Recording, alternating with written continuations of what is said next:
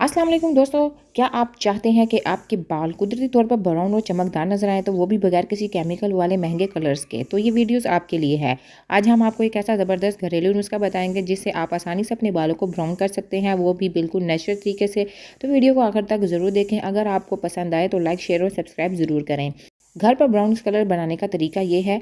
Coffee 2 खाने के चम्मच, चाय की पत्ती 2 खाने के चम्मच, मेहंदी 4 खाने के चम्मच, अंडा 1 अदद, दही 2 खाने के चम्मच, लेमन का रस 1 खाने का चम्मच। तरीका इस्तेमाल ये है कि 1 कप पानी में चाय की पत्ती और कॉफ़ी डालकर अच्छी तरह उबाल लें। जब पानी आधा रह जाए तो छान कर ठंडा कर लें।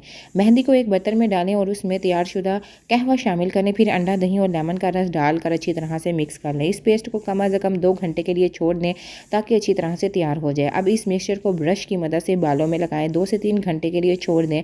इसके बाद बालों को सादे पानी से धो लें। शैम्पू अगले दिन करें ताकि रंग अच्छे से सेट हो जाए। नतीजे ये हैं, बगैर किसी नुकसान के बाल कुदरती ब्राउन हो जाएं, बाल नरम और मुलायम व चमकदार बन जाएंगे। केमिकल वाले कलर से बचाव होगा, बालों की जड़ें मजबूत होंगी।